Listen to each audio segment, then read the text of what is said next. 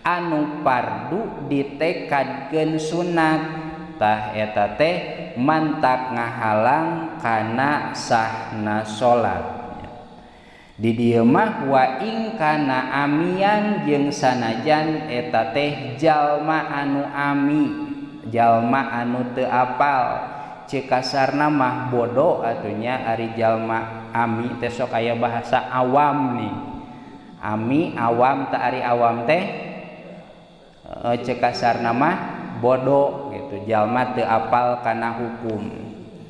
Atuh falawi takoda al ami awil alimi alal aujahi an jami'a af'aliha fardun soha ngan lamun teh mah nekadkeun kana sakabehna pardu sapertikeun kumaha doa iftitah pardu, Fatihah pardu, maca surah pardu, babacaan dina ruku i'tidal sujud pardu, maka soha sah salatna nya. Ngan naon au naflun ngan lamun kabeh ditekadkeun sunat, doa iftitah sunat bener eta mah nya, Fatihah sunat, gerakan ruku sunat, maca tahiyat sunat, eta mah fala maka henteu sah salatna. Kumaha lamun nekadkeun sawareh pardu sawareh sunat ngan teu apal nu mana nu pardu nu mana nu sunat, tah awil ba'do fardun wal ba'do naflun soha ngan lamun nekadkeun sawareh pardu sawareh sunat dina salat teh da aya nu pardu aya nu sunat aya ngan urang can paham yeuh duka nu mana nu pardu duka nu mana nu sunat ngan ari dibaca mah osok tah maka soha eta mah sah salat tah malam yaksid bi fardin muayyanin naflan salagi teu nekadkeun anu pardu teh ditekadkeun sunnah.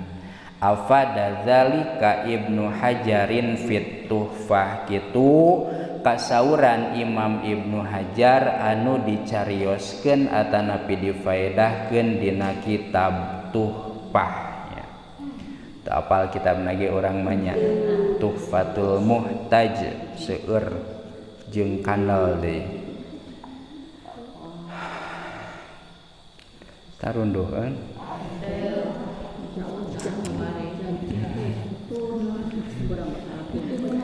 salajengna salit dia tuh nya wasatru bima yasturu bihi launal basaroti jalma anu salat teh sah lamun nutupan aurat walau kholian sanajan salatna teh sorangan di imah salat sorangan meureun nutupan aurat teh pedah we bisi era ku batur urang mah sorangan ieu di kamar rek bubuligir we atawa make pakaian dalam wungkul ya. Teu meunang teu sah eta teh.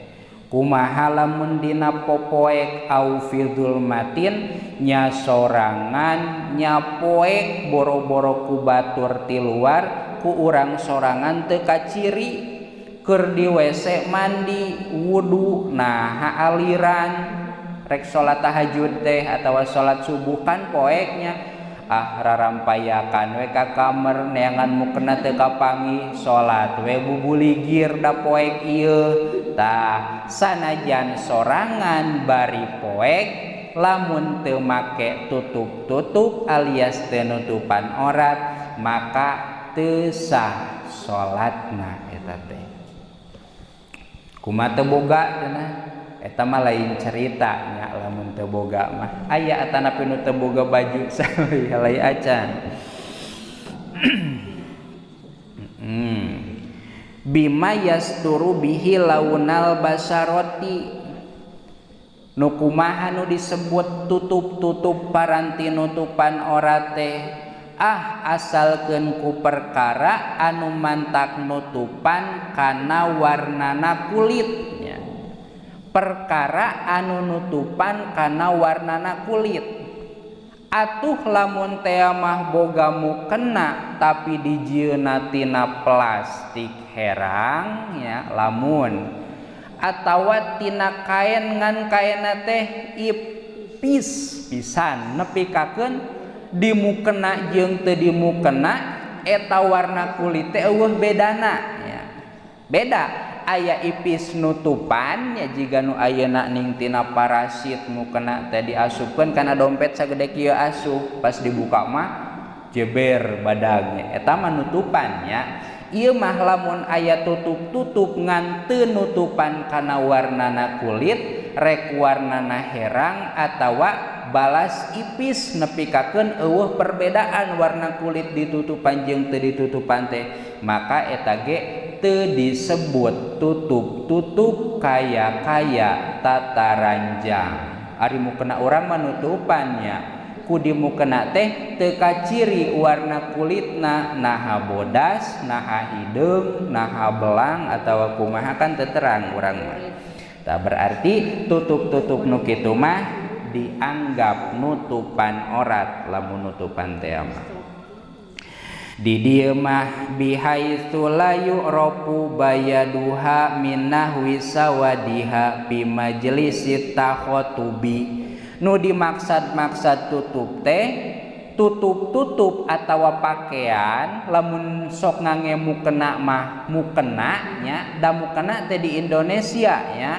Di negara sejen mah henteu ngangemukena eta teh nya asal kenutupan ku sakira-kira lamun ngobrol pahareup-hareup teh jiga ieu nya ngobrol pahareup-hareup teu katingali warna kulitna teh maka eta teh tos dianggap nutupan. Henteu kudu dikieu-kieu kela ieu teh katingali teu warna kulit teh tah teu kudunya asalkeun keur ngobrol pahareup-hareup teu kaciri kulitna teh tah eta teh tos cekap kain anu kitu teh. Mana nu kudu ditutupan teh li jami'i badanil hurrati pikeun awewe anu merdeka. Nu merdeka teh lain amat nya. Merdeka teh teu naon lain milik batur teu aya namanya amat teh. Merdeka kabeh ge bebas ku sorangan.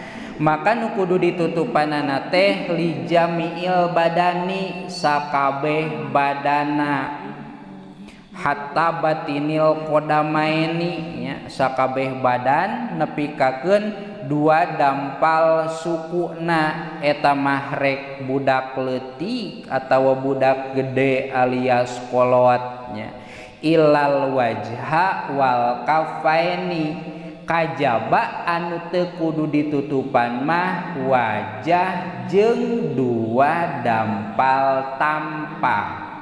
Berarti lamun dibahasakeun wajah ti mana ti luhurna?